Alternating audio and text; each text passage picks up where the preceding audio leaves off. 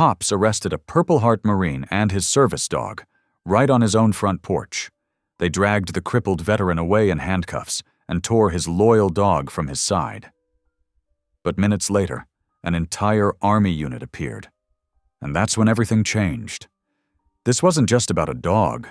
It wasn't just about an arrest. Something much bigger was hiding beneath the surface. Something dangerous, something powerful, and something meant to destroy the one man who refused to bow down. Why was a decorated war hero treated like a criminal? What secret could bring soldiers racing onto a quiet patch of land in the middle of nowhere? And when the truth comes out, who will walk away standing? And who will fall? I'd love to know. Where are you watching from? Type it down below, and while you're here, subscribe so you'll always catch the next story. The autumn sun hung low over Judson Pike's weathered farmhouse, casting long shadows across his struggling garden.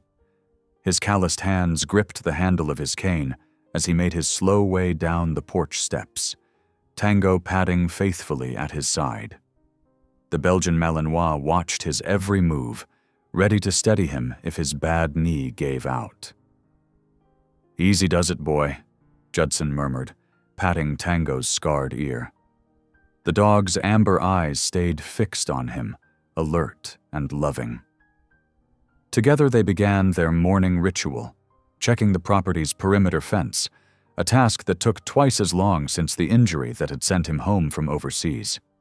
The crisp morning air carried the distant rumble of machinery from the quarry that had sprung up near his land boundary. Judson frowned, his weathered face creasing with concern. They'd been pushing closer lately, ignoring his warnings about the old artillery range that made up part of his inherited property. His grandfather had been clear about the dangers, unexploded ordnance still scattered beneath the soil from decades of military training. Tango's ears suddenly pricked forward. The dog's posture stiffened, and a low growl rumbled in his chest. Judson heard the crunch of tires on his gravel drive before he saw the patrol cars, their lights flashing against the morning mist. "What now?" he muttered, straightening his spine despite the protest from his knee. 3 deputies emerged from their vehicles, faces grim with purpose. "Mr. Pike," the lead deputy called out, hand resting meaningfully on his holster. "We're here about an incident with your dog." Confusion crossed Judson's face. "What incident?" "Got a report from the quarry. Your dog attacked one of their workers this morning. Guy needed stitches." "That's impossible," Judson said firmly. "Tango's been with me all morning, and he's a trained service dog. He doesn't attack unless commanded." From the corner of his eye, Judson caught movement. Iris Delaney stood at the edge of his property, phone raised. The owner of the local diner had always been kind to him, leaving meals on his porch when the pain was too bad for him to cook. Now she was filming, her face tight with concern. The deputy stepped closer, ignoring Judson's words. "We have orders to take the dog into custody. Animal control's on their way." "Like hell you will." Judson's voice was quiet, but steel hard. Tango pressed against his leg, sensing his tension. "You have no proof, and I'm telling you it's impossible. That dog is my registered service animal. I have the papers inside." "Papers won't change the fact that we have a wounded man and witnesses who ID'd your dog," another deputy cut in. "Now step aside." "Listen to me," Judson insisted, his free hand settling on Tango's head. "That quarry's pushing onto dangerous ground. There's unexploded ordnance out there. That's why I keep warning people away. If someone got hurt, it wasn't because of Tango." The deputies exchanged smirks. "Right, the mysterious bombs," the lead deputy said. "We've all heard your stories, Pike. Time to face reality. Your dog's dangerous and he's coming with us." Before Judson could react, the 3rd deputy circled behind him. Strong hands grabbed his arms, and his cane clattered to the ground. The sudden shift in balance sent pain shooting through his bad knee. "Don't resist," the deputy warned, forcing his hands behind his back. The cold bite of handcuffs clicked around his wrists. "Tango, stay," Judson commanded as the dog tensed, ready to defend him. The Malinois froze, torn between training and protective instinct. "Stay, boy. It's okay." Animal control arrived in a white van, and Judson was forced to watch as they approached Tango with a catch-pole. His heart clenched as they slipped a muzzle over his partner's face. Tango's eyes never left his, steady and trusting even as they led him away. "You can't do this," Judson ground out, struggling to stay upright without his cane. "He's not just a pet. He's my service dog. I need him." "Should have thought about that before letting him run wild," the lead deputy said. "You're under arrest for reckless endangerment and failing to control a dangerous animal." From her position by the fence, Iris's voice rang out clear and angry. "This isn't right. Judson's dog helps him. Everyone in town knows that." "Ma'am, stay back and stop filming, or you'll be next," a deputy warned. Iris stood her ground, though Judson could see her hands shaking. "No. People need to see this. They need to know how you're treating a decorated veteran." Judson was half pushed, half carried to the patrol car, his bad leg barely supporting him. Through the window, he watched his home recede, caught a last glimpse of Tango being loaded into the animal control van. The dog's usually proud head was bowed beneath the muzzle, and the sight sent a wave of helpless rage through Judson's chest. "My partner," he said quietly, more to himself than the deputies. "You're taking my partner." The lead deputy just turned up the radio, drowning out Judson's words as they drove away from the only peace he'd known since coming home from war. In his mind, he could still see Iris standing there, bearing witness with her phone raised like a shield against injustice. It wasn't much, but in that moment it was everything. Proof that someone saw the truth, someone cared enough to stand up. The patrol car wound down the rural roads he knew by heart, carrying him away from his land, his home, his dog. His knee throbbed in time with his pulse, but it was nothing compared to the ache in his chest. They'd taken Tango, his support, his guardian, his best friend. Without him, the walls Judson had built against his memories felt paper-thin, ready to crumble at any moment. But even handcuffed in the back of a police car, he was still a Marine. He straightened his spine, ignored the pain, and began to plan. They'd made a mistake, taking Tango. They'd made an even bigger mistake assuming he would just accept it.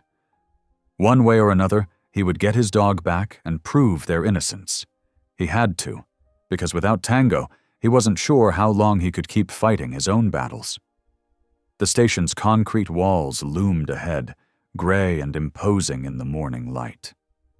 As they pulled into the parking lot, Judson caught sight of his reflection in the window, a middle-aged man with silver threading his dark hair, the scars on his neck visible above his collar.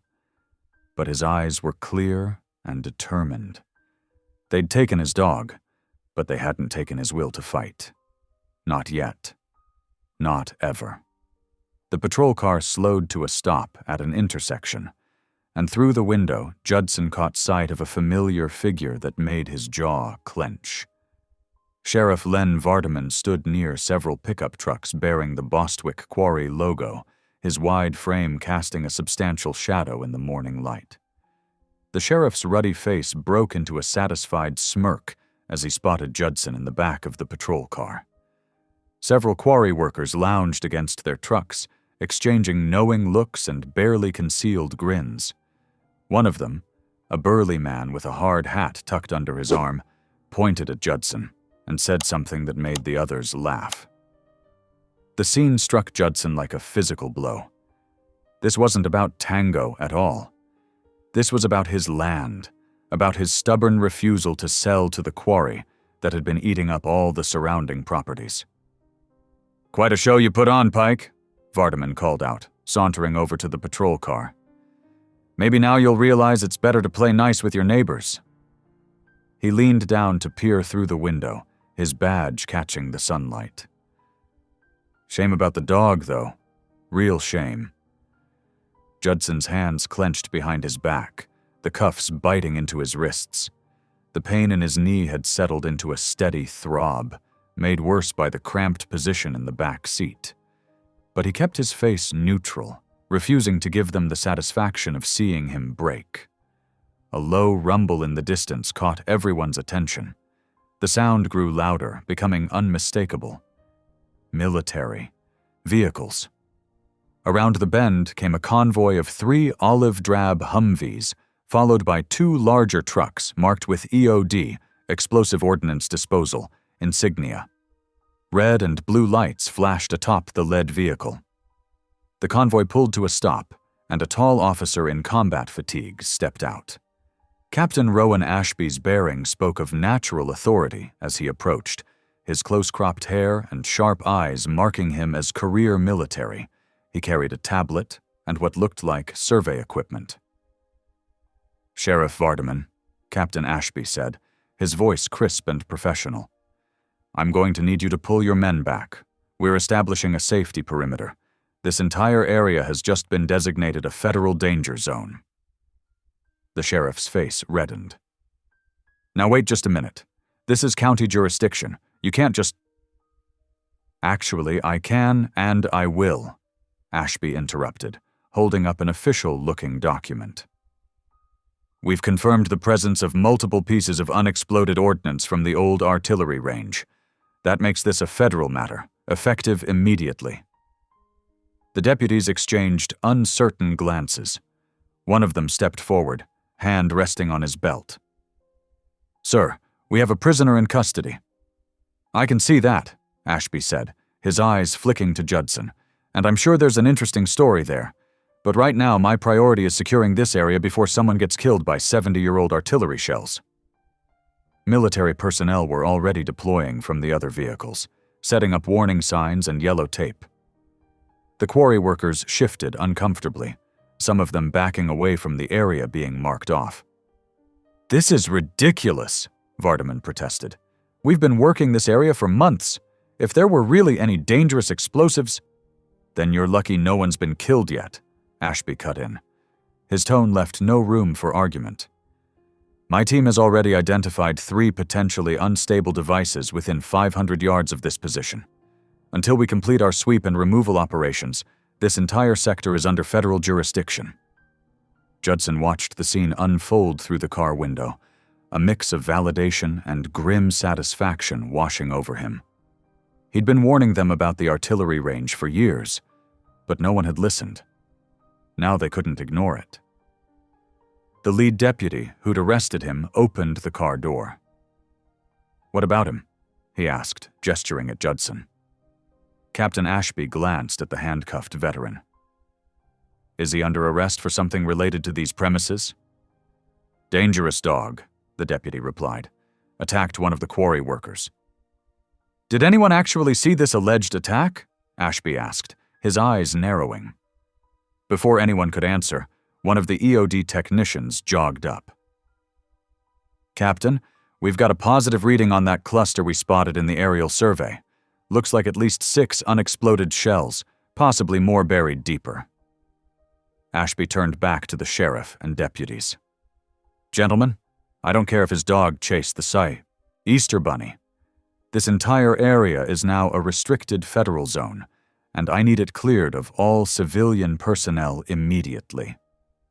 He paused, then added, "Though I would like to speak with Mr. Pike, given that he's the property owner and apparently the only one who knew what was actually out here."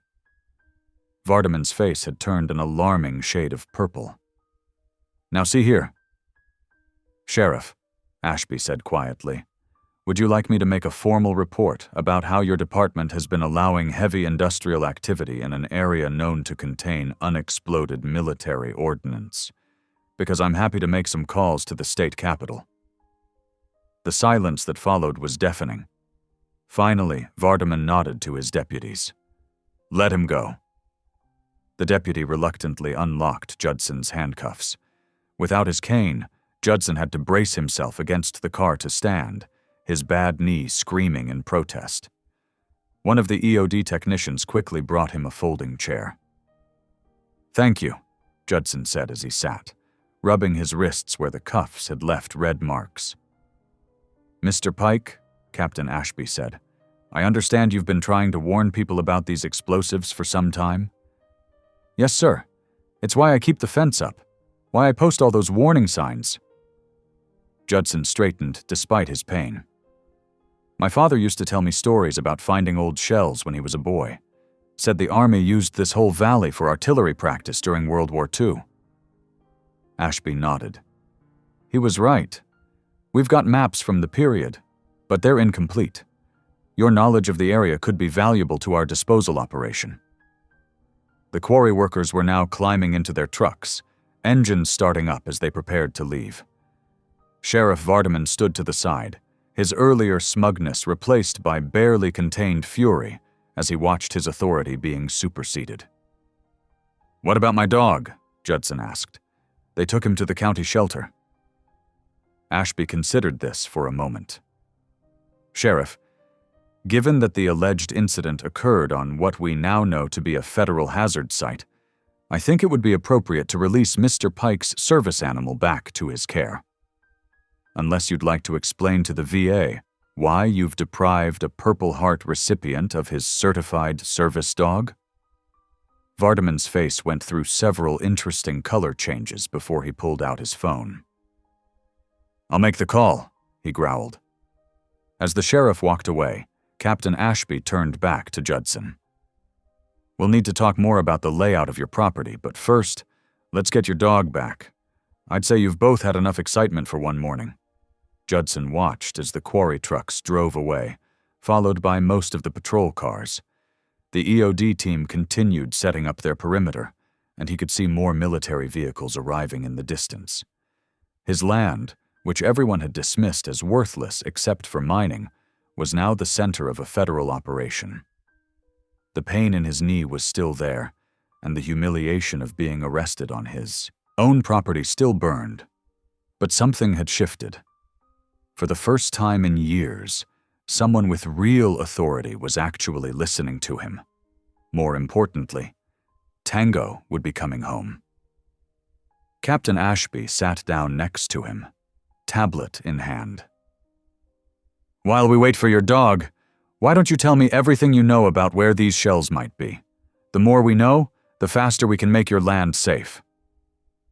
Judson nodded and began to share what he knew, while around them the military operation continued to grow, transforming his quiet corner of the county into something that neither Sheriff Vardaman nor the quarry had bargained for.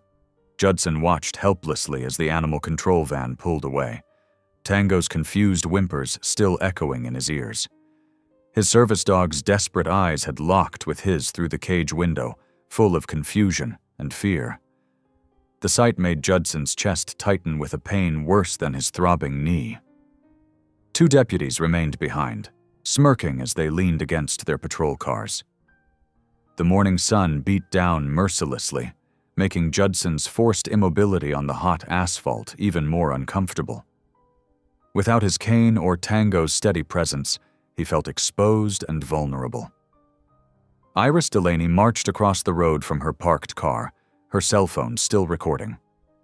Her auburn hair caught the sunlight as she approached Sheriff Vardaman with determined steps. "This is wrong, and you know it," she declared, her voice carrying clearly across the tense scene. Vardaman turned to her with a dismissive wave. "Ma'am, this is a police matter. I suggest you get back in your car and mind your own business." "It became my business when you started abusing your authority," Iris shot back, standing her ground. "Mr. Pike has done nothing wrong. That dog is his certified service animal, and you're violating his rights." The sheriff's face darkened. "Miss Delaney, your little diner might be popular with the locals, but that doesn't give you any standing here.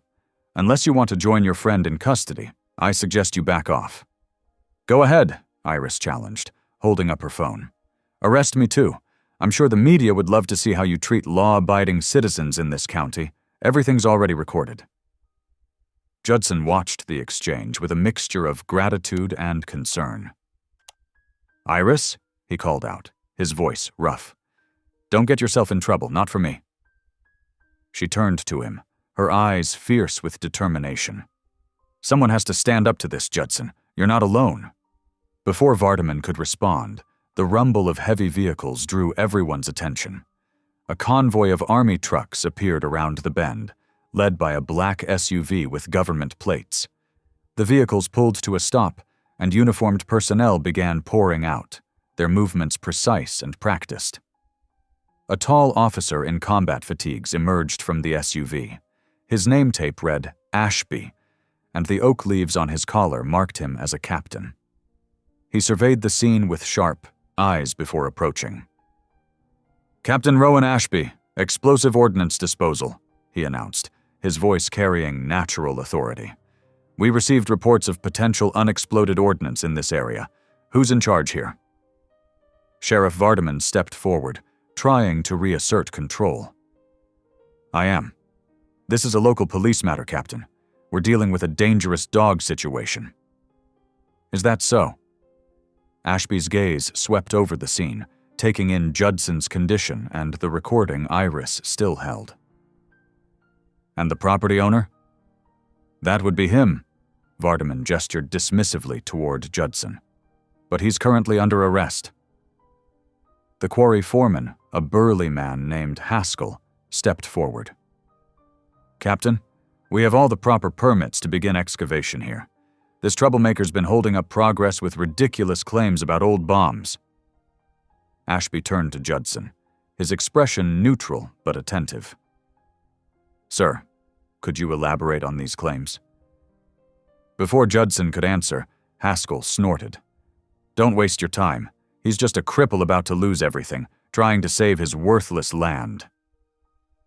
The captain's head snapped around, his eyes hardening. "That cripple is wearing a Purple Heart pin, Mr.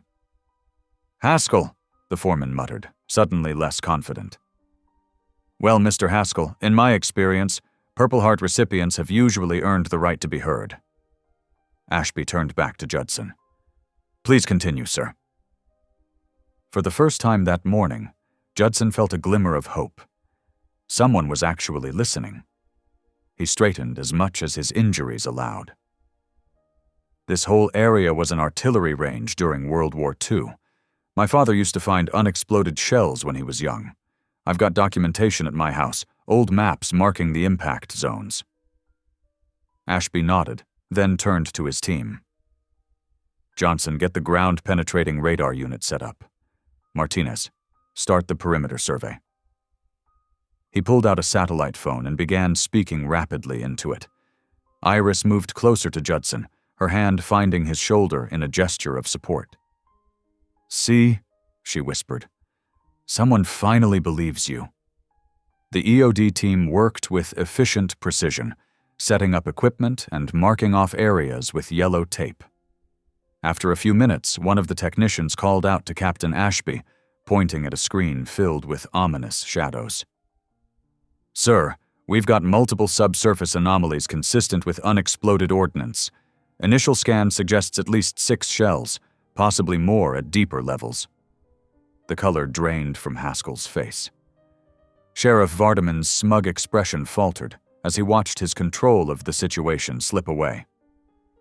"Gentlemen," Ashby announced, his voice carrying clear authority, "this entire area is now under federal jurisdiction. All civilian activity is suspended until we can complete a full assessment and disposal operation." "Now wait just a minute," Vardaman protested, but Ashby cut him off. "Sheriff, I'm sure you don't want to explain to your superiors why you were allowing heavy industrial activity in an area known to contain military explosives, especially after a property owner specifically warned you about the danger." The humiliation Judson had felt earlier began to transform into something else, a quiet satisfaction at seeing the tables turn. The quarry workers were already backing away from the marked areas, their earlier bravado replaced by nervous glances at the ground beneath their feet. Iris squeezed his shoulder. "I'll help you get Tango back," she promised quietly. "And I'll testify about everything I've seen here today." Judson covered her hand with his own, rough fingers gentle against her skin. "Thank you," he murmured, "for believing in me when no one else would." Captain Ashby approached them, his manner respectful. "Mr. Pike, we're going to need your help mapping this area. Your local knowledge could be invaluable in making sure we find everything." "Of course," Judson agreed. "Whatever you need." "First things first, though," Ashby continued, turning to face Vardaman. "I believe there's the matter of Mr. Pike's service dog to address. Given that this is now a federal case, I suggest you arrange for the animal's immediate return." The sheriff's face turned an interesting shade of red, but he pulled out his phone and stepped away to make the call. Around them, the EOD team continued their work, the steady beeping of their equipment, a reminder that Judson's warnings had been right all along. The morning sun climbed higher, but its heat no longer felt like an oppression. Instead, it illuminated a scene of vindication. Military personnel taking his concerns seriously, quarry workers retreating, and Iris standing steadfast beside him. The pain and humiliation still lingered, but they had transformed into something stronger, a determination to see this through, to protect his land and prove his worth. The morning heat rose steadily as the EOD team continued their survey. Two deputies, Williams and Carson, stood at the edge of the marked perimeter, their arms crossed and faces twisted with disdain. "This is ridiculous," Williams spat, kicking at the yellow warning tape. "Wasting all this time on some old vet's wild stories." Carson nodded, adjusting his belt with obvious irritation. "Bet there's nothing out there but rocks and rattlers." He ducked under the tape, ignoring Captain Ashby's sharp warning call. Judson felt his muscles tense. He knew these hills, knew their deadly secrets buried beneath years of soil and grass. "Deputy, stop!" he called out, his voice carrying across the scrubland. "The ground's unstable." "Oh, shut up," Williams sneered, following his partner. "We don't take orders from you anymore." Tango, still muzzled, but now back at Judson's side after Vardaman's reluctant call, suddenly went rigid, his amber eyes fixed on the deputies, and a low growl rumbled in his chest. Judson recognized that warning. Tango's military training had taught him to detect disturbed earth that might hide explosives. "Captain," Judson said urgently, turning to Ashby. "My dog's trained for this. He's trying to tell us something's wrong." Ashby studied Tango's alert posture, then nodded sharply. "Remove the muzzle," he ordered. As Iris helped Judson free Tango, Carson continued stomping through the scrub, Williams close behind. The dog's muscles bunched under Judson's hand. "Tango mark," Judson commanded softly. The Belgian Malinois immediately went into search mode, moving forward with purpose despite his earlier rough treatment. Carson laughed when he saw the dog approaching. "Oh, look, here comes the vicious beast." His words cut off as the ground shifted beneath his feet. There was a hollow sound, and the deputy's eyes went wide as the earth began to crumble. Williams reached for his partner, but he was too far away. Without hesitation, Judson whistled, two sharp notes that sent Tango sprinting forward. The dog's powerful jaws clamped onto Carson's sleeve just as the deputy's leg broke through the surface crust. Judson forced himself forward, ignoring the screaming pain in his knee, and grabbed Carson's other arm. "Don't move!" he ordered through gritted teeth. "The whole area could collapse." Captain Ashby was already mobilizing his team. "Johnson, Martinez, recovery gear now. Everyone else clear the area." Through the hole Carson's leg had made, they could all see the dull metal curves of multiple artillery shells, their deadly payload preserved by decades of darkness. The deputy's face went ash-white as he realized what he was standing on. "Oh, God," he whispered. "Easy," Judson murmured, his grip steady despite the strain. "Tango's got you. We've got you. Just stay still." The EOD team worked with practiced efficiency, setting up a portable crane and harness system. Every slight movement made the ground creak ominously. Sweat rolled down Carson's face, and Judson could feel the deputy trembling. "I'm sorry," Carson choked out. "I'm so sorry, I didn't believe—" "Save it for later," Judson interrupted gently.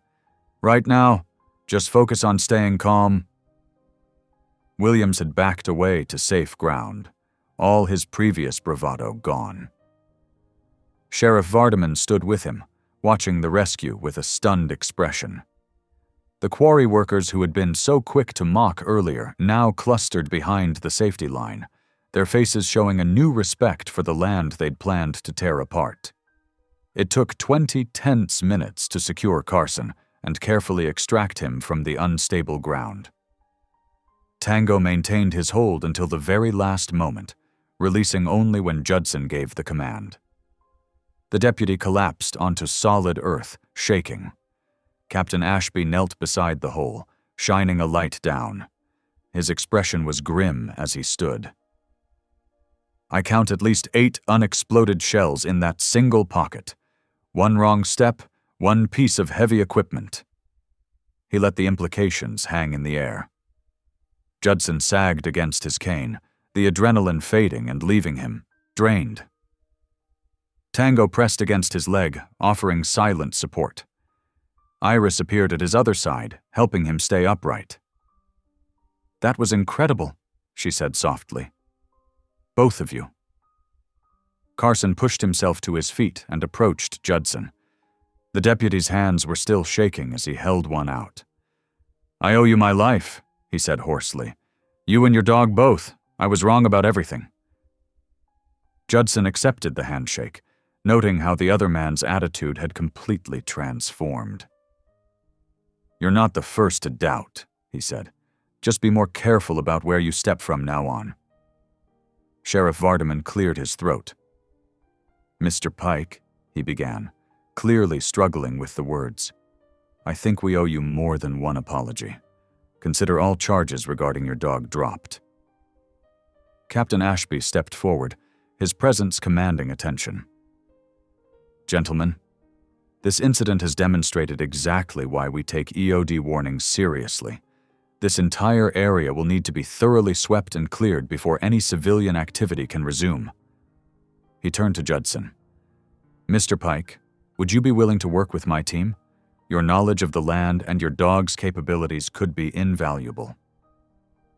Judson straightened, feeling a sense of purpose he hadn't known in years.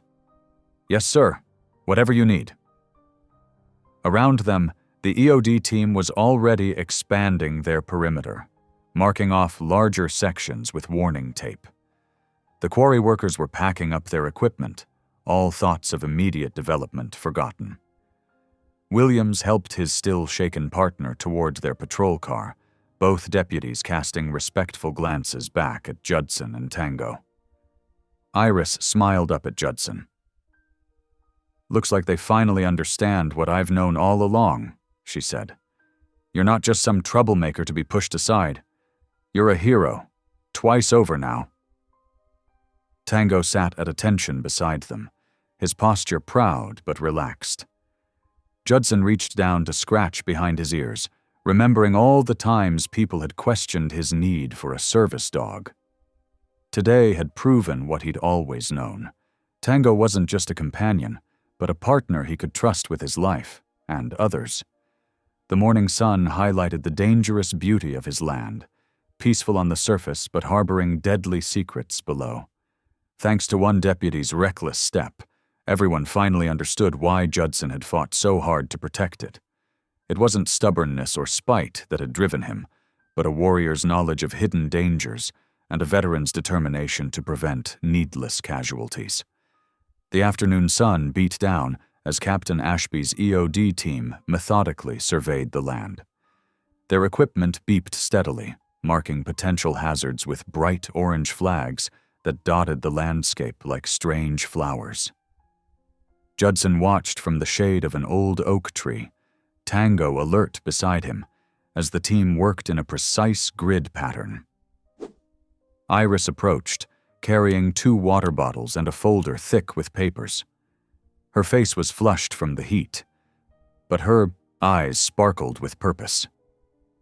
"You need to see this," she said, handing him one of the bottles. Before she could explain further, Captain Ashby called out, waving them over. His usually composed features showed concern. "Mr. Pike, there's something odd about these blast patterns we're finding." Judson limped forward, leaning heavily on his cane.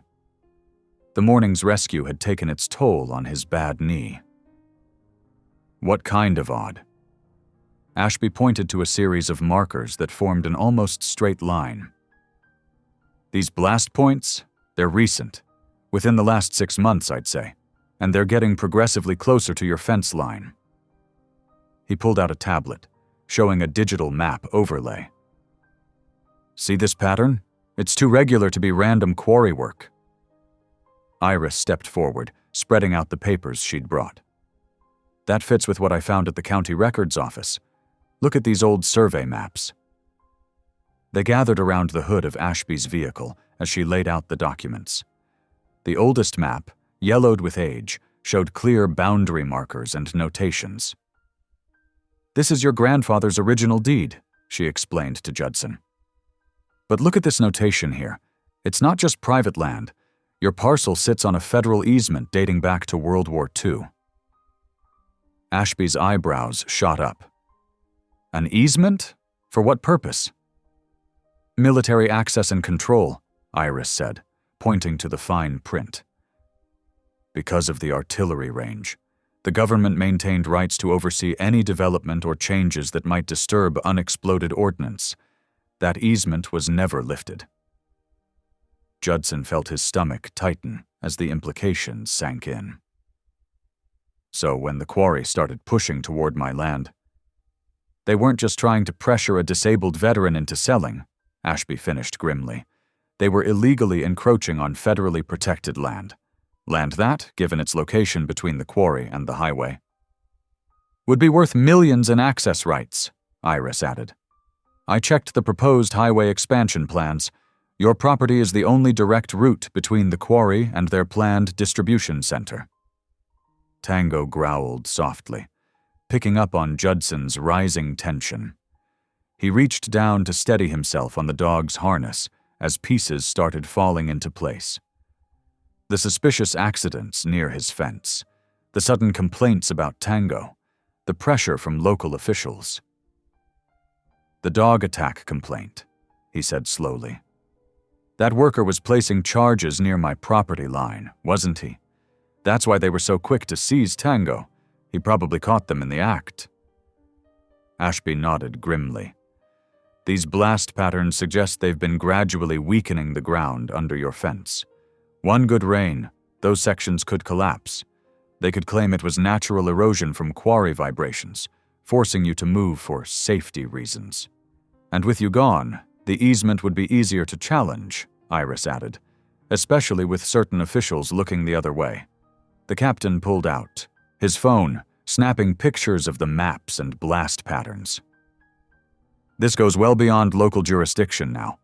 We're talking about deliberate endangerment of a protected zone and attempted fraud against federal interests."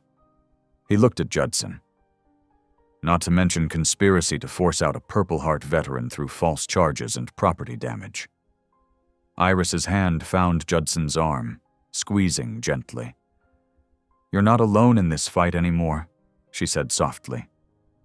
Judson stared at the evidence spread before him, remembering all the times he'd been dismissed as a paranoid veteran, too stubborn to accept progress. The sleepless nights wondering if he was really just holding on to the past. The mockery from deputies and town officials who treated him like a nuisance to be cleared away. "They never cared about Tango attacking anyone," he said, his voice rough. "They just needed an excuse to get rid of us both." Captain Ashby carefully gathered the maps. "Well, their plan just backfired. My team's findings, combined with these documents and the evidence of their illegal blasting, give us everything we need to shut down their operation and launch a federal investigation." One of the EOD technicians called out, waving urgently. They hurried over. Well, the others hurried, while Judson moved as quickly as his bad knee allowed. The tech pointed to his detection equipment, which was giving off rapid signals. "Sir, we've found a concentration of unexploded ordnance right along this section," he reported. "And there are fresh blast marks less than 50 feet away. They've been setting charges that could have triggered a chain reaction through this whole area." Ashby's face hardened. "They knew," he said. "They had to know what they were risking. One wrong vibration could have set off dozens of shells." He turned to Judson. "How many workers would have been in the blast radius?" Judson thought of the crews he'd seen working the quarry face. 20, maybe 30 on a busy day. Plus truck drivers, surveyors. "All those lives," Iris whispered. "Just to force you out and grab the land rights?" Ashby was already on his phone, calling in additional resources. "I want this whole operation frozen," he barked into the receiver. "Full federal halt on all quarry activities pending investigation. And get me the FBI's white-collar division. We've got evidence of criminal conspiracy involving protected land and endangered workers." Judson sank onto a nearby boulder, suddenly exhausted. Tango pressed against his legs, offering silent support. All this time, he'd thought he was just fighting to keep his home, to protect the memory of his grandfather's land. He hadn't realized he was standing in the way of a multi-million-dollar land grab that nearly cost lives. Iris sat beside him, her shoulder touching his. "You okay?" "Just processing," he said quietly. "All those times they called me paranoid for warning about the dangers out here. They knew, and they didn't care who got hurt." "But you did," she reminded him. "You kept fighting. You kept Tango. You stayed strong when they tried to break you down. And now the truth is finally coming out." The sound of approaching vehicles made them look up. More army trucks were rolling in, along with federal agents in dark SUVs. Sheriff Vardaman's patrol car was parked at the edge of the property, but the sheriff himself stayed back, watching the activity with a pale face. "Quite a difference from this morning," Ashby noted dryly. "Amazing how quickly attitudes change when the evidence becomes undeniable." Judson watched as teams of investigators began documenting the blast sites and taking photographs. His quiet piece of land had become the center of a federal investigation, all because some greedy men had thought a disabled veteran would be an easy target to push aside. They had underestimated him. They had underestimated Tango. They had underestimated the stubborn determination that had kept him going through war wounds and recovery and countless setbacks. Most of all, they had underestimated the quiet strength of people like Iris, who believed in truth even when it wasn't convenient. The afternoon sun cast long shadows across his property as federal agents strung crime scene tape along the quarry border. Somewhere in an office, he knew, phones were ringing with news that would shake the comfortable world of corrupt officials and greedy developers. The land that was supposed to be his weakness had become his strength, and the truth that was supposed to stay buried was finally seeing daylight. The late afternoon sun cast long shadows across Captain Ashby's makeshift command center. A cluster of folding tables set up near the EOD trucks. Maps and documents covered every surface, weighted down with rocks against the warm breeze. Judson leaned heavily on his cane, studying the tactical overview of his property, while Iris and Ashby discussed their next moves. "First priority has to be stopping the quarry work before they trigger something catastrophic," Ashby said, marking potential danger zones with red circles. "One wrong blast could set off a chain reaction through these old artillery shells." Iris nodded, her auburn hair catching the sunlight. "And we need to get Tango released. They had no right to take him in the first place." "Agreed." Ashby's weathered face showed clear disgust. "That dog just helped save a deputy's life. The seizure was clearly part of their pressure campaign. Judson's grip tightened on his cane. Sheriff Vardaman won't give up Tango easily. He knows that dog is my weak point. As if summoned by his name, the sheriff's cruiser appeared at the edge of the property, kicking up dust as it rolled to a stop. Vardaman stepped out, his bulk moving with deliberate slowness. 2 deputies flanked him, hands resting meaningfully on their weapons. "Well now," Vardaman drawled, walking toward their group. "Quite the little war council we've got here." Wotoitwa, small eyes fixed on Judson. "Though I'm afraid your plans will have to wait. Mr. Pike, you're under arrest." Iris stepped forward. "What? On what grounds?" "Terroristic threats." Vardaman's smile didn't reach his eyes.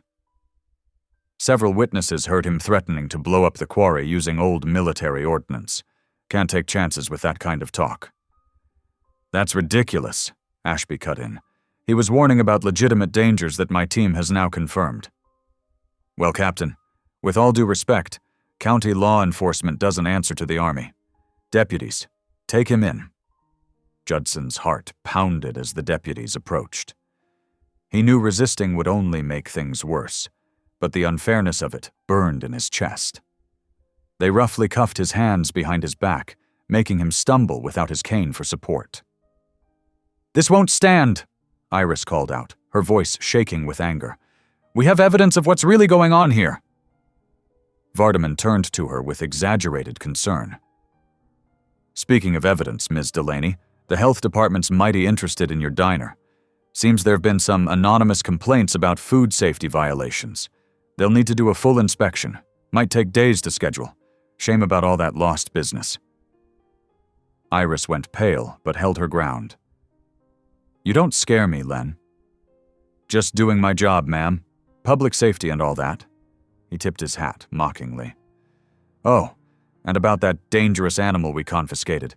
The review board's meeting tomorrow to determine if he needs to be put down. Standard procedure for vicious dogs." "Tango's not vicious." Judson struggled against the cuffs, pain shooting through his bad knee. "He's a trained service animal. Should have thought about that before letting him attack innocent workers." Vardaman gestured to the deputies. "Get him to booking." They started dragging Judson toward the patrol car. Captain Ashby stepped into their path, his stance rigid with controlled anger. "Sheriff, you're interfering with a federal investigation. That's dangerous ground." "Maybe so." Vardaman's voice dropped. "But right now I've got a legitimate arrest to process. Your investigation can wait." As they pushed him into the back of the cruiser, Judson caught sight of a sleek black Mercedes pulling up. Harland Bostwick stepped out, impeccable in an expensive suit despite the dusty setting. A younger man in a lawyer's power suit followed, carrying a leather briefcase. "Captain Ashby," Bostwick called out smoothly, "I hope we can discuss this situation like reasonable men. My attorney has some proposals that might benefit everyone." The last thing Judson saw before they drove away was Iris's face, fierce with determination despite her worry. She mouthed, "I'll fix this," as the cruiser pulled onto the main road. The county jail was an old brick building that smelled of disinfectant and despair. They processed him slowly, deliberately, making him stand despite his protesting knee. By the time they finally led him to a cell, pain radiated through his entire leg. Hours passed. Through the small window, he watched darkness fall. His thoughts kept circling back to Tango, alone in some kennel, facing a death sentence for doing exactly what he'd been trained to do. The dog had saved lives today, and this was his reward. Just after 9 o'clock, footsteps echoed down the corridor. Bostwick's attorney appeared, looking out of place in his $1,000 suit. "Mr. Pike," he said, opening his briefcase, "I'm David Whitman, representing Quarry Holdings, LLC. I have an offer that could resolve this unfortunate situation." Judson said nothing, just watched as the lawyer removed some papers. Mr. Bostwick is prepared to be very generous. $750,000 for your property, plus another $250,000 in consideration for dropping any claims or complaints. $1 million total, more than fair market value. You could start fresh somewhere else, somewhere more, accommodating to your condition. The lawyer slid the papers through the bars. Sign today, and all charges disappear. The dog goes free. Ms. Delaney's business problems vanish. Everyone wins. Judson looked at the contract, understanding dawning. This was what real power looked like, the ability to create problems and then magnanimously solve them, all while getting exactly what you wanted. And if I refuse? Whitman's professional smile never wavered. Then things become much more difficult. Dangerous dogs get put down, small businesses fail under regulatory pressure, disabled veterans with violent histories sometimes have unfortunate accidents in custody. Why suffer needlessly when a simple signature fixes everything? Judson slowly picked up the papers. Then, meeting the lawyer's eyes, he tore them in half. Tell Bostwick he can't buy what's not for sale. Whitman's smile finally slipped. You're making a serious mistake, Mr. Pike. Nobody wins when they fight the system. Maybe. Judson let the torn papers fall. But some fights are worth losing. After the lawyer left, Judson sat on the thin mattress, his knee throbbing. Through the window, he could see stars appearing in the darkening sky. Somewhere out there, Iris was probably dealing with health inspectors tearing apart her diner. Tango was facing execution. Captain Ashby was trying to navigate the tangled web of local politics and federal jurisdiction. All because Judson had refused to be pushed aside, refused to let corrupt men steal what was his. They'd thought him weak because of his injuries, because he lived alone with just a dog for company. They'd thought wrong. He closed his eyes, remembering the feel of Tango's fur under his hand, the warmth of Iris's smile, the solid respect in Ashby's voice. They were worth fighting for. The truth was worth fighting for. Even if the system was rigged, even if power and money usually won, some fights had to be fought simply because they were right. The night deepened around him as he sat in his cell, surrounded by concrete and steel, but not broken. Not yet. Not ever. The morning sun cast long shadows across the quarry's eastern edge as Captain Ashby's EOD team worked methodically through the scrubland. Their metal detectors swept back and forth in careful arcs, marking each signal with small yellow flags. By 10 o'clock, those flags formed a suspicious pattern, one that made Ashby's jaw tighten. "Sir, you need to see this," called one of his technicians, waving him over to a spot near Judson's fence line. Ashby crouched down, his experienced eyes narrowing at what lay partially exposed in the red clay soil. Modern detonation cord, barely weathered, snaked through the ground like a deadly vine. This wasn't old military ordnance. This was fresh, deliberately planted. "Document everything," he ordered, straightening up. "Full photographs, GPS coordinates, the works. And get me those soil samples from around the cord. I want to know exactly when this was placed." A few hundred yards away, Iris Delaney parked her weathered pickup truck behind the quarry office. Her heart hammered, but her hands were steady as she pulled her phone from her pocket. She'd worked as a waitress in her diner long enough to know how to move quietly, how to become practically invisible while people discussed things they shouldn't. The office door was propped open against the heat. Voices drifted out, Bostwick's cold tones mixing with the quarry foreman's rougher accent. Iris pressed herself against the wall, phone ready. "Those EOD boys are getting too close," the foreman was saying.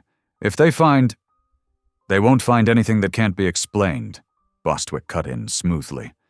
"The important documents are all secure in my private safe. The only records here are perfectly legitimate business expenses." Iris heard drawers opening, papers rustling. Carefully, she peered around the doorframe. Both men were bent over an open ledger, their backs to her. Her phone made no sound as she snapped photo after photo. "See here?" Bostwick's manicured finger traced a line of entries. "Everything's properly coded. Evac assist, county is a perfectly reasonable expense for safety preparations." The foreman laughed, an ugly sound. "Pretty fancy way of saying sheriff's payoff." Iris's hands trembled slightly, but she kept taking pictures. Page after page showed similar entries, large sums of money flowing regularly to county assistance programs that didn't exist. "Speaking of the sheriff," Bostwick continued, "he's keeping Pike locked up tight. A few more days of pressure, and he'll take our offer. No one can hold out forever." "What about that diner woman? She's been poking around." "Vardaman's handling it. Amazing how many health code violations a determined inspector can find." Iris backed away silently, her phone clutched tight. Her heart felt like it might burst from a mixture of fear and triumph. Here was proof. Real, documentary evidence of the conspiracy. But as she drove away, hands shaking on the steering wheel, the enormity of what they were up against hit her full force. She found Captain Ashby still working at the fence line. His usual military composure slipped slightly as he examined the photos on her phone. "This matches what we're finding on the ground," he said grimly. "They've been systematically planting explosives on Pike's side of the property line, then timing their blast sequences to make it look like the old ordnance was becoming unstable." He looked up at Iris. "They're manufacturing a crisis to force evacuation." "And paying off the sheriff to help them do it," Iris added, zooming in on one of the ledger entries. "Look at these dates. They line up perfectly with when the harassment of Judson started getting worse." Ashby's radio crackled. One of his techs reported finding more DT cord, this time with traces of fresh dirt still clinging to it. "They must have planted it right before calling in the complaint about Pike's dog," the captain concluded. "Create an incident, get on the property, plant more evidence. They've been playing a long game." Iris felt sick. "We have to get this to someone who can help. The state police, the FBI, somebody." "It's not that simple," Ashby said quietly.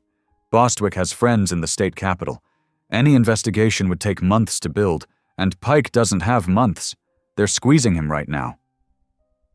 "Then we go to the media," Iris insisted. "I have friends at the county paper." "Who do you think owns the paper?" Ashby's voice was gentle but firm. "Look at the bigger picture. This land isn't just valuable for quarrying. According to the old federal easement maps, Pike's property is the key to accessing millions of dollars worth of mineral rights. Bostwick probably has a dozen shell companies ready to snap up those rights the moment Pike sells." Iris sank down onto a boulder, suddenly overwhelmed.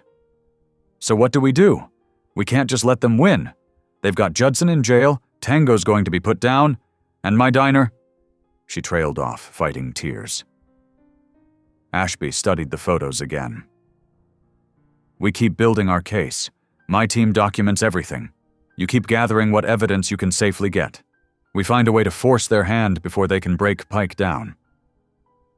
But even as he spoke, Iris could hear the uncertainty in his voice. They were facing men who controlled not just the local law enforcement, but the courts, the media, the whole machinery of power in the county. Men who could ruin lives with a phone call and bury the truth under mountains of paperwork and legal threats.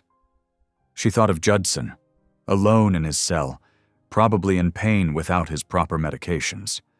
Thought of Tango, confused and frightened in the county kennel.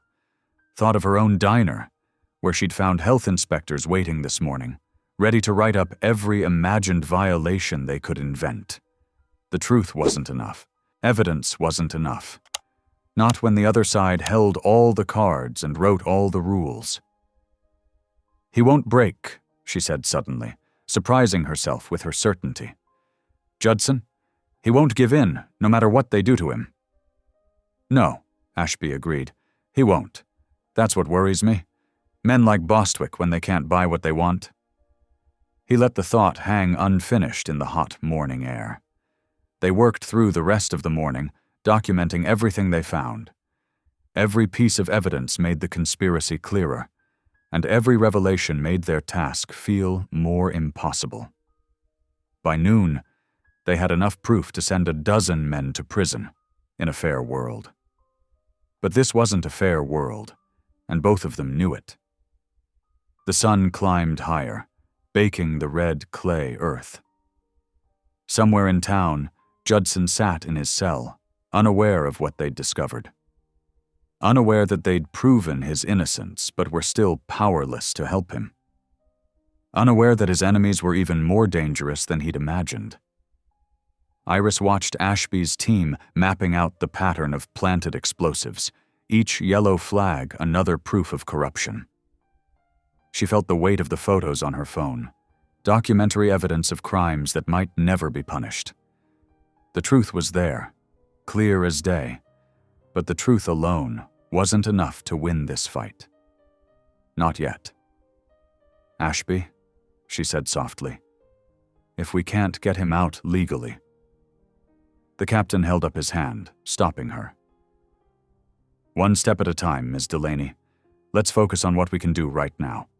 The moment we break the law ourselves, we give them exactly what they want."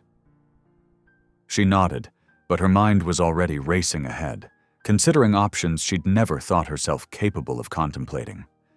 Because Judson wouldn't break, wouldn't give in. And that meant sooner or later Bostwick and his allies would stop playing games and do whatever they thought necessary to force his hand. The yellow flags fluttered in the hot breeze, marking out a pattern of corruption and greed. Iris took one last photo, capturing the whole scene. Evidence of truth that might not be enough to save any of them. The cell was cold, but Judson's knee burned with familiar fire. He sat on the thin mattress, his back against the concrete wall, trying to find a position that didn't send daggers of pain shooting up his leg. Without his usual medications and the special brace, the old injury was making itself known with brutal clarity. Through the small window high in his cell, he could see a slice of blue sky. Somewhere out there, Tango was alone in a kennel. His loyal partner, who had pulled him through the darkest days after his injury, was now facing death row because of trumped-up charges. "Some protector I turned out to be," Judson muttered, rubbing his scarred hands over his face. The faces of his enemies floated before him.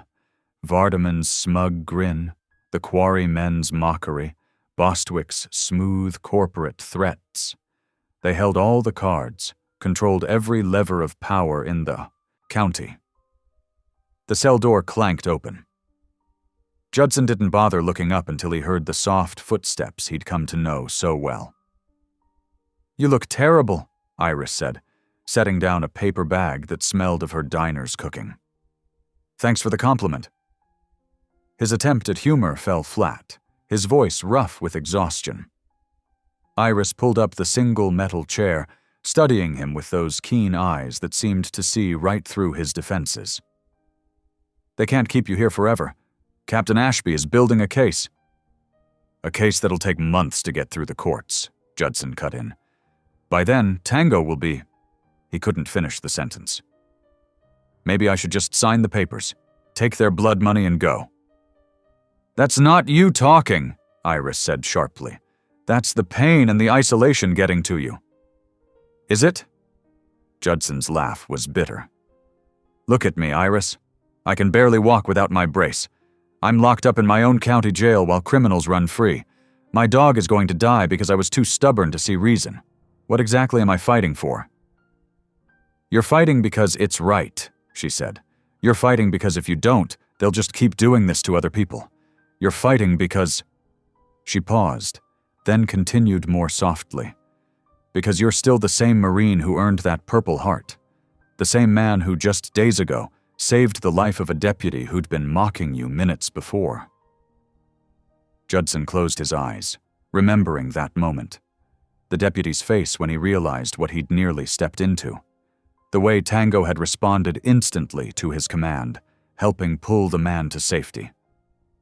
"You didn't hesitate," Iris continued. "You saw someone in danger and you acted. That's who you are, Judson Pike. Not this defeated man they're trying to turn you into." The cell door opened again, and Captain Ashby stepped in, his presence filling the small space. He nodded to Iris, then fixed Judson with that steady gaze that reminded him of his old commanding officers. "Pike," he said simply, "my team finished mapping the det cord patterns on your land. Professional work, meant to look like old ordnance but fresh as yesterday's breakfast. The kind of setup that takes planning, resources, and official cooperation to pull off." "Meaning I never stood a chance?" Judson said wearily. "Meaning they're scared enough of you to go to all this trouble?" Ashby corrected. "Men like Bostwick, they don't waste time and money framing people they don't fear. You're a threat to them, Pike.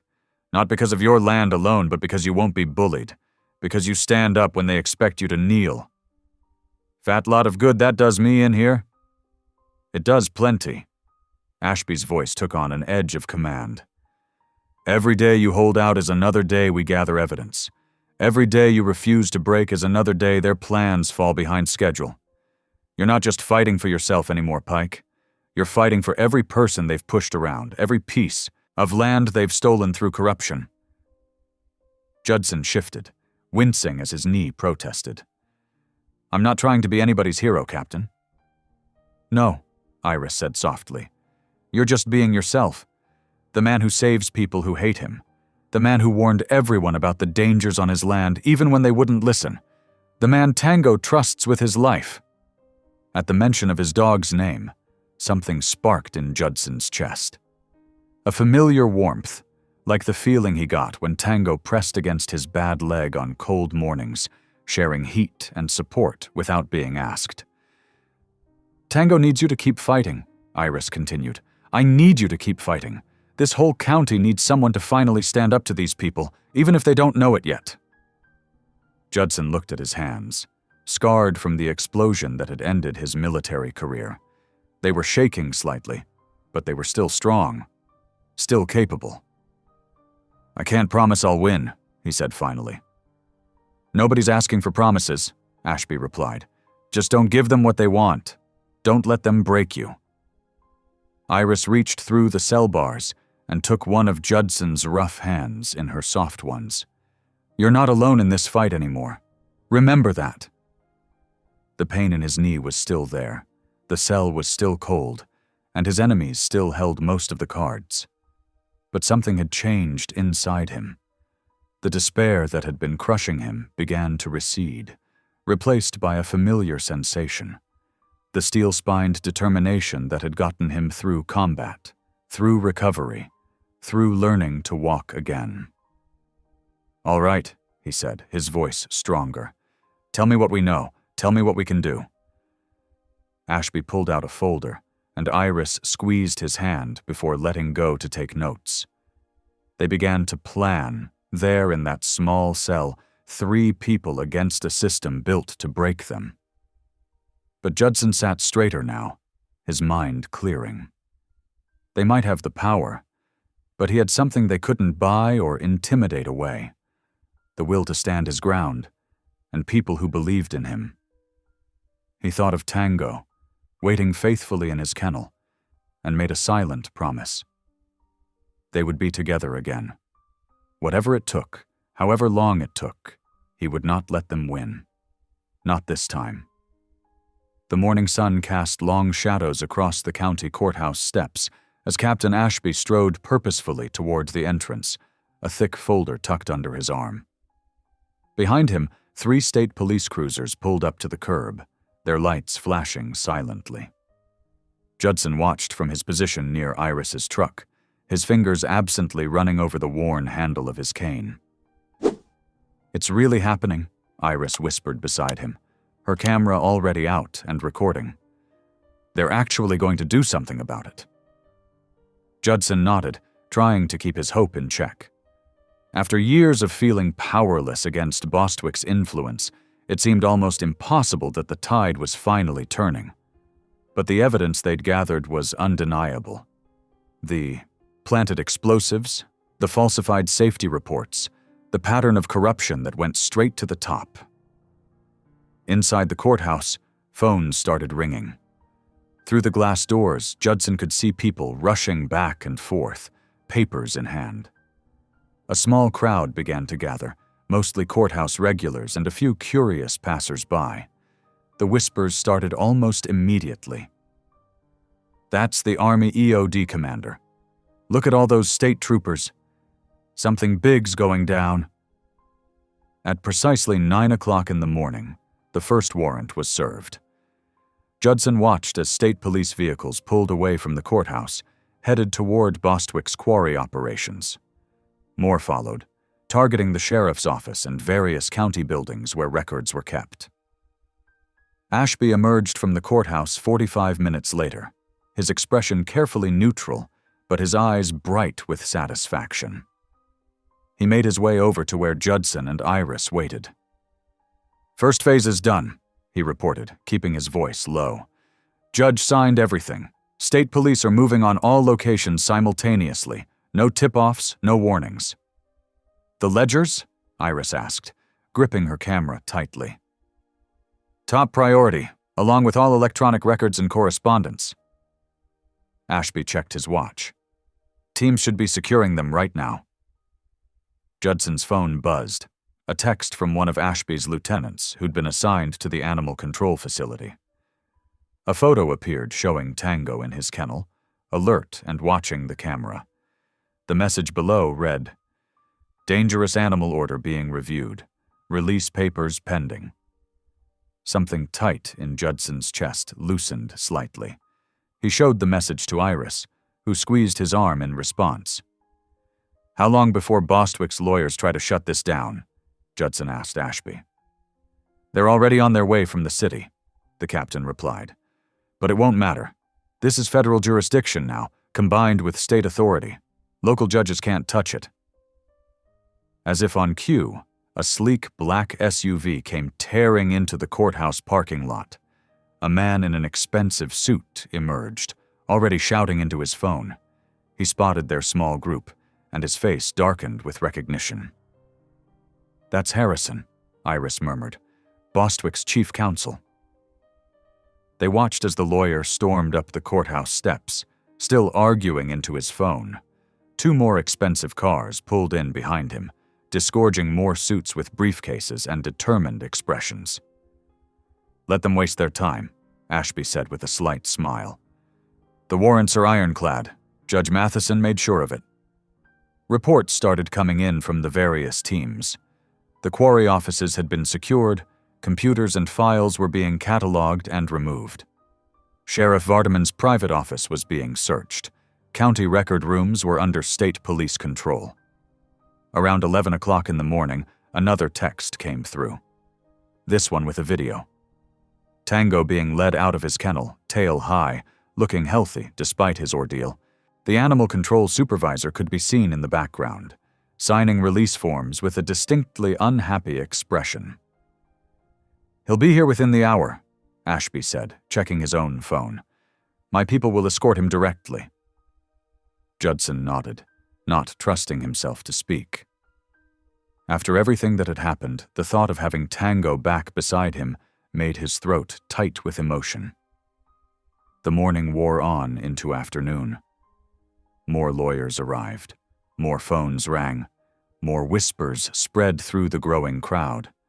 Bostwick himself was notably absent, though his presence could be felt in every frantic call his people made, every legal threat that was issued. At 2 o'clock in the afternoon, a familiar vehicle appeared. The animal control van. It parked near Iris's truck, and 2 of Ashby's men emerged from the front. From the back, they led Tango, who was scanning the crowd with military precision. The moment he spotted Judson, his entire body language changed. "Stay," Judson commanded softly, though every instinct screamed to go to his dog. The handlers walked Tango over, checking his paperwork one final time, before officially transferring custody back to Judson. The reunion was quiet, but profound. Tango pressed against Judson's leg, his solid warmth exactly where it had always been. Judson's hand found the dog's head, scratching behind his ears just the way he liked. Neither made a sound. They didn't need to. "Welcome back, boy," Judson whispered. Iris wiped tears from her eyes as she captured the moment on camera.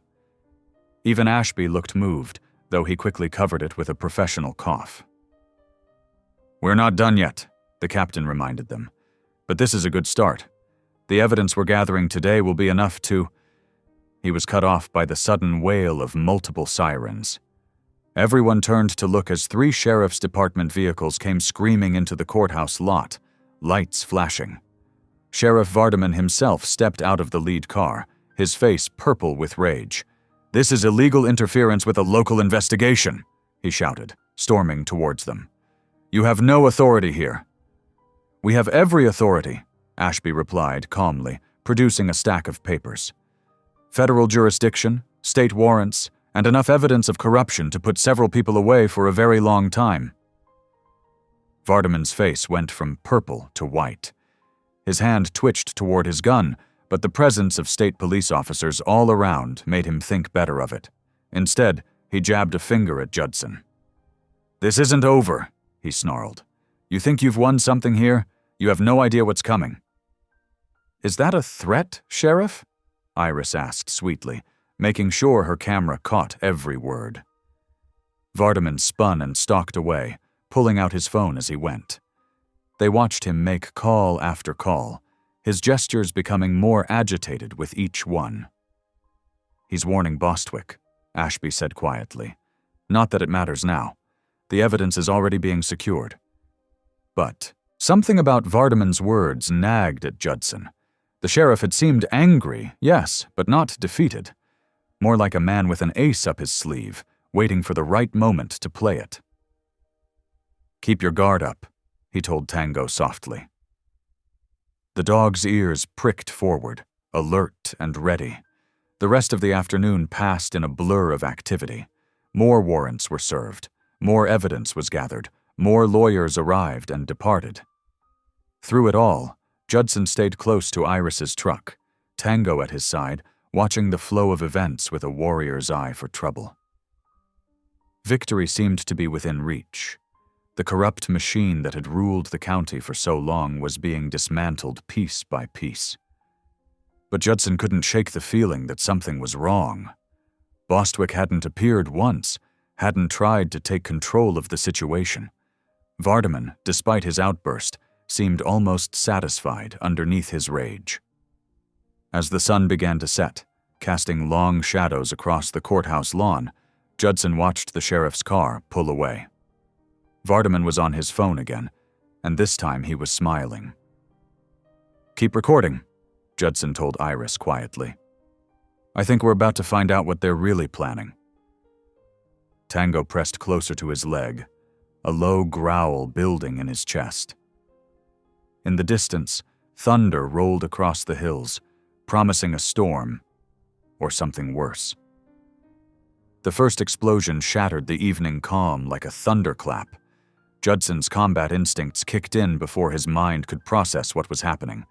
He grabbed Iris and pulled her down behind his truck just as another blast rocked the ground. "Date cord!" he shouted over the ringing in his ears. "They're using date cord to start fires!" Through the settling dust, orange flames began to dance across the scrubland. The dry grass caught quickly, spreading in a deadly wave toward the county buildings. Black smoke billowed into the darkening sky, turning twilight into an artificial night. Judson's heart stopped when he realized where the fire was heading. The county kennel, where Tango had been locked up, lay directly in the inferno's path. "No," he whispered, struggling to his feet despite the protest from his bad knee. "No, no, no!" Iris grabbed his arm. "Judson, you can't go in there." But he was already moving, his cane forgotten as he limped as fast as he could toward the kennel building. The smoke grew thicker with each step, burning his eyes and scratching at his lungs. He could hear dogs barking frantically inside the concrete structure. Captain Ashby's voice cut through the chaos. "Pike, get back! We've got more charges going off!" As if to emphasize his warning, another explosion ripped through the brush. The blast wave knocked Judson sideways, but he kept going. Through the smoke, he could see flames licking at the kennel's roof. The wooden beams would catch soon, and then... He couldn't finish the thought. Tango was more than just a dog. He was Judson's partner, his reason for getting up each morning, the one thing that had kept him sane after coming home, broken from the war. The thought of his friend burning alive was unbearable. The heat grew intense as he approached the building. Sweat poured down his face, mixing with tears from the smoke. His bad leg threatened to give out with each step. Behind him, he could hear voices shouting, sirens wailing, but it all seemed distant and unimportant. Through the kennel's chain-link gate, he could see Tango. The Belgian Malinois was pressing against the bars of his run, not barking like the other dogs, but watching intently, waiting for commands. Even now, even in danger, his training held. The gate's padlock was hot to the touch. Judson yanked at it uselessly, then looked around for something to break it with. The roof was starting to smoke now. Time was running out. "Hold on, boy," he called to Tango. "Just hold on." The smoke was getting thicker, making it hard to breathe or see. Judson's lungs burned with each breath. His old wound screamed in protest as he searched for a way in. The fire roared closer, consuming everything in its path, racing to claim its prize. Somewhere in the inferno, he heard Vardaman's cruel laughter. This was their plan all along, not just to steal his land, but to break him completely by taking away the one thing he couldn't live without. "I'm not leaving you," Judson choked out through the smoke, pressing as close to the gate as the heat would allow. "You hear me, Tango? I'm not leaving you." The dog's amber eyes met his through the smoke and flames, steady and trusting. Whatever happened next, they would face it together, just as they always had. Through the smoke-filled air, Judson's voice cracked with desperation. "Those dogs need to be released, now." The facility worker shook his head. "Can't do it without proper authorization. Protocol says—" "To hell with protocol!" Judson roared. "They'll die in there!" Captain Ashby stepped forward, his EOD team already donning smoke gear. "My men can provide cover, but you'll only have minutes before the structure goes." Judson nodded grimly, dropping to his hands and knees. The heat was unbearable, making his knee brace feel like a band of molten metal. Still, he crawled forward as Ashby's team created a corridor through the smoke with their equipment. Sweat poured down his face, mixing with tears from the stinging smoke. His cane scraped along the ground beside him. 20 feet felt like 20 miles, but finally, he reached the kennel door. The metal latch had expanded in the heat. Gritting his teeth, Judson wedged his cane into the gap, using it as a lever. "Tango!" he shouted hoarsely. "Break! Break now!" With a powerful leap, Tango burst through the opening. In the same motion, the dog's shoulder caught Judson's chest, knocking him backward just as a wall of flames engulfed the spot where he'd been kneeling. They tumbled together through the smoke, Tango's bulk shielding his master from the worst of the heat as they rolled to safety.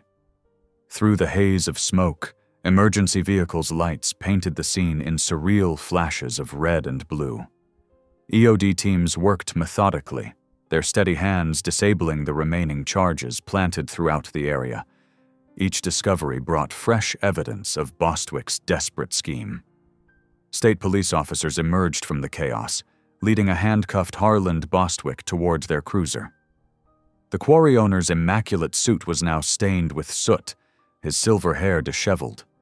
His face twisted with rage as officers read him his rights, charging him with arson and criminal conspiracy. Sheriff Vardaman's turn came next. 2 sergeants escorted him out of his office.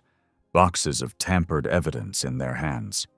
The man who'd wielded his badge like a weapon now stood stripped of authority, his crimes exposed for all to see. Captain Ashby surveyed the scene, then drew himself up straight. "Attention!" he barked. His EOD team snapped to order, forming a line. In perfect unison, they raised their hands in salute to Judson and Tango. "That's how we honor true courage," Ashby said firmly, his own hand steady at his brow. Judson stood tall, despite his aching body, Tango at perfect heel beside him.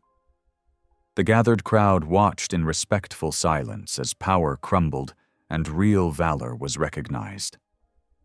The following days brought swift changes. The district attorney's office formally dropped all charges against Judson Pike, acknowledging the evidence of conspiracy against him. His weathered hands trembled slightly as he held the official document clearing his name. "Your land is now under federal protection," Captain Ashby explained, spreading out a map on Judson's kitchen table. "No one can touch it without going through the Army Corps of Engineers first." Tango received special recognition from the state's K-9 Officer Association. They presented him with a medal for exceptional civilian service, which now hung proudly beside Judson's Purple Heart. "We could use someone with your expertise," Ashby said one morning, his voice serious. "My EOD unit needs a civilian consultant who knows old ordnance patterns. The pay is good, and you'd be saving lives." Judson's throat tightened. For years, he'd felt like a burden, his injuries defining him. Now those same scars made him valuable. His hard-won knowledge could protect others. "I'd be honored, Captain," he replied, voice rough with emotion. Tango pressed against his leg, steady as always, as Judson shook Ashby's offered hand. The autumn breeze rustled through the newly repaired porch screens as Judson settled into his favorite chair, a stack of consulting paperwork balanced on his knee. Tango lay at his feet, amber eyes alert but peaceful. The Belgian Malinois' scarred ear twitched at the sound of familiar footsteps approaching. Iris appeared, carrying 2 steaming mugs of coffee. Her auburn hair caught the morning light, and her smile held the warmth that had sustained him through his darkest days. "Thought you could use this while tackling all that bureaucracy," she said, setting the mugs down on the small table beside him. "You staying?" Judson asked softly, hope clear in his voice. "Wild horses couldn't drag me away," she replied, pulling up the other chair. "Someone's got to make sure you don't work too hard." His hand was steady as he signed his name to the final document. For the first time in years, Judson felt truly whole, not just surviving day to day, but living with purpose. His land was secure, his dignity restored, and beside him sat a woman who had believed in him when no one else would. Tango's tail thumped contentedly against the porch boards as Judson reached for Iris's hand. They sat together in comfortable silence, watching the sun climb higher over the protected acres that would now help save other lives. Thanks for watching. If any part of this story lingered with you, consider subscribing. I'll be here again tomorrow, sharing another tale that speaks to the soul.